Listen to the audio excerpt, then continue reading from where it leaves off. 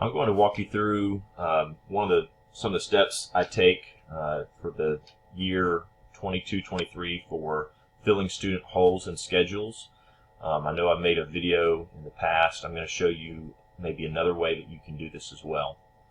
So one thing that you need to make sure of that you are going to be working in the 22-23 school year. So automatically right now, PowerSchool is going to open up to the current year that we just got out of, which was the 21-22. But now that the 21-22 school year is over and we're preparing for the next year, I want to make sure that we're working in the proper year. I am working right now on the upcoming 9th graders, which as of right now, the district office has not graduated students to the next grade. So if I were to go to press 9th grade, even though it says 22-23 school year, these are actually 9th graders that were 9th graders in the 21-22 school year. So the district hasn't yet moved this class up to 10th grade. So since I'm working with the upcoming 9th graders, it seems like I can't work with them here, but I'm going to do a little workaround. Now, if you're working with the upcoming 10th graders, you can press for the 22-23 school year right now, you can press for all 9th graders, and they'll still pop up. Like I said, this is upcoming 10th graders. This list will be the upcoming 11th graders, and so on.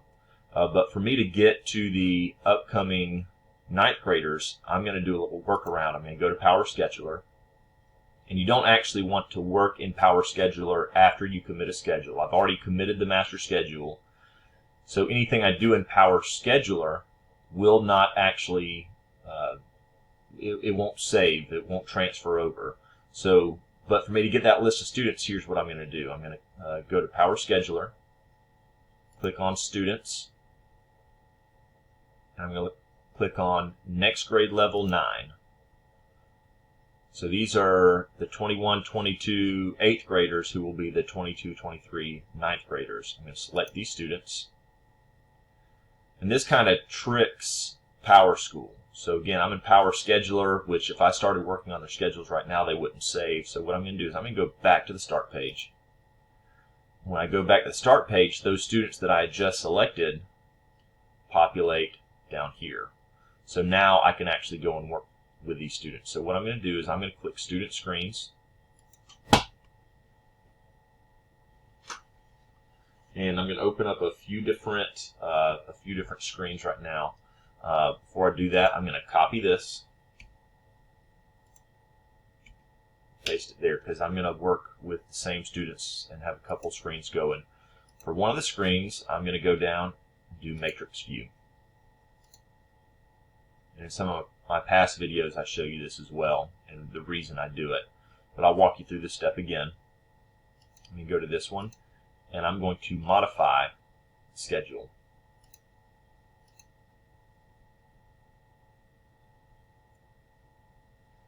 So for the time being, I'm going to actually move this out of the way.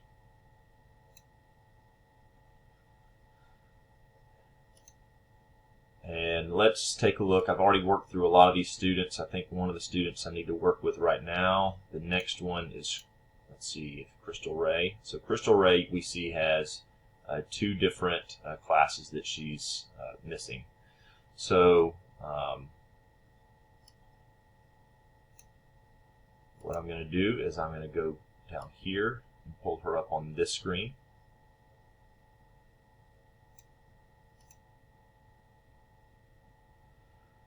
One way that I found that's beneficial to work with students is I know, after working with so many students, which electives are available for these students. I know we have some limited options, but one thing that I'm going to do is I'm going to get some of those electives that I work with frequently, and I'm going to pull those teachers up on another separate screen. I know this seems confusing, but there's a method to it, and I'll show you why I do this in just a moment. So I'm going to start working with some staff members.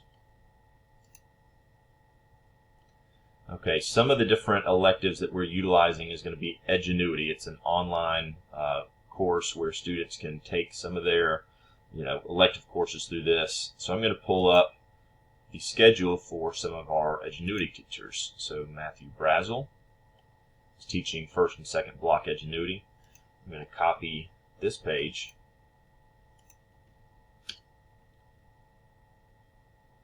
I'm going to select a new staff member, and I'm going to go down to Cody Keene, who is another Edgenuity teacher. I'm going to copy this page. I'm going to select another staff member, and I'm going to choose over here. This is another Edgenuity. This is a placeholder right now, but here's some more Edgenuity or enrichment courses. I'm going to copy this.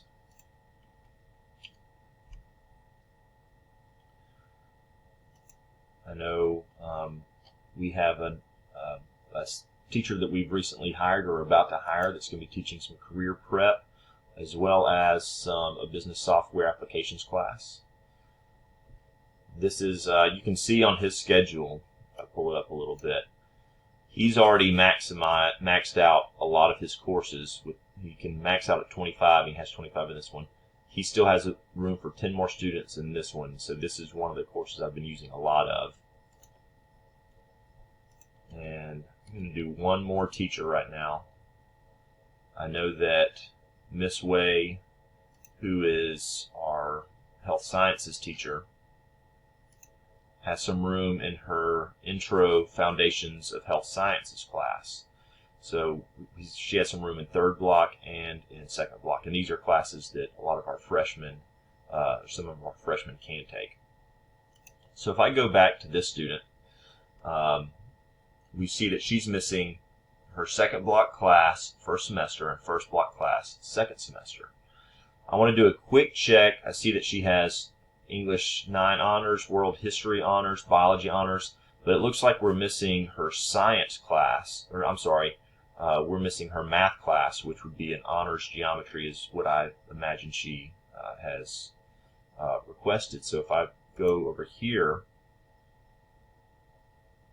I'm going to minimize that. So you can see these are the courses that she is currently registered for. They will match up with these courses. I'm going to go back. So these are the courses that she has requested. So all of her course requests for this year populate here. And I was accurate that she signed up for geometry with data analysis honors. But for some reason it wouldn't fit in her schedule. I also see that she has signed up or requested the Foundations of Health Science class in Ms. Way's class that we just discussed. So let's see if we can get some of those populated for her. One way that I can do this is I'm going to show you with Ms. Way's class. I'm going to go back to that teacher page that lists all the different teachers. So, as I said earlier, I know that she has a second block open, and for some reason, the PowerScheduler system could not fit her into this Foundations of Health Science class. But I see that Ms. Wade does have some openings in there now. So I'm going to highlight, this is the course number, and then there's a period, and after the period is a number 1. That is the section number. I'm going to highlight all of this, and I'm going to press Control-C to copy this course and section number. And now I'm going to go back to this student's, I'm going to go back to the student page here that has the courses she's in along with a request. And there's a section right here, a space called Quick Enroll. I'm going to click in there and press Control-V to populate that course and section number, and I'm going to press Enroll. Now, if we go back to her schedule, her matrix, if I click on her name again, we're going to see that course populated right here. So the reason I have all of these different teachers is so I can quickly highlight the course and section number and then plug it into her schedule. It just makes the process go a little bit more quickly. in my opinion. You can use whatever methods that are best for you. So now she has one more hole we need to fill, which is first block, second semester.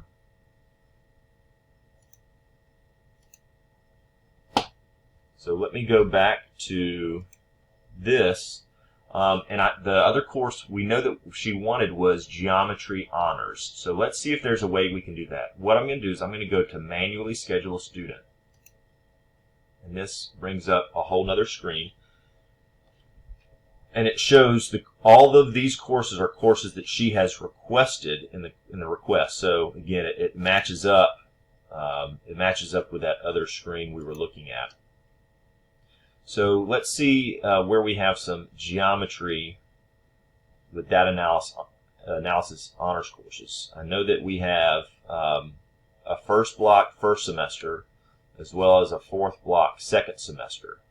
The problem with this student, if we go back to her matrix, she is in two different classes at that time that she has signed up for. She wanted to be in band, so this is the band auxiliary class she's enrolled in. The teacher gave us approval to place her in, along with concert band. So these are the only two blocks that honors geometry is offered. So we're going to have to enroll her in another geometry class. It's just going to be a core geometry class. So one way we can do this is if we go back to her name, Crystal Ray, right there. We know that she needs a first period class, second semester. So we're going to go to Search Available Classes, first period. We can narrow this down even more. And go to semester 2, and let's see if there's a geometry class available. So I am seeing that there is a geometry with data analysis class available. Now, the number out here to the side is in red, meaning this class is technically full with 25 seats, and there are already 25 students in it. We have a little bit of wiggle room. We don't want to overload teachers. We really want to stay under 30. But we do have just a little bit more wiggle room that I feel like we could put her in this class. So I'm going to click on Geometry with Data Analysis. And that automatically enrolled her in that class. So if we go back to the matrix, click on her name. And the reason I click on her name is if you hit refresh, it's going to bring up a whole different page. I think it's going to have teacher names out to the side since we were working with the teachers. But I'm just going to click her name, and it refreshes the page, and it shows that she now has a full schedule. So I've just showed you a few different ways that you can fill the holes in this student's schedule. If you wanted to do it another way, you could again come down here to manually schedule, and you could, if you wanted her instead to be in second block geometry, you could unclick this and click that. But then you'll have to make some of those other moves to fill that student schedule. But I feel like we have it set up pretty good here. So I'm just going to confirm that we didn't change anything, and her schedule's good. So this is the way that you will go through and fill students' schedules. And what I'll do is I'll just continue down the alphabet, and next I'll go to Natalie Ray, and I see that she has a full schedule. And I'm making sure that she has all of her core classes, world history, English, geometry, and biology. One thing that I'm probably going to do is I'm going to try and balance out, and this will be a good example, I'm going to try and balance out her core classes. So she has 3 cores in one semester. We'd like to try and have it where she has 2 core classes each semester. So looking up here, she has some wiggle rooms, specifically with beginning kinesiology. I'm going to try and move one of these 3 courses here and beginning kinesiology to second semester.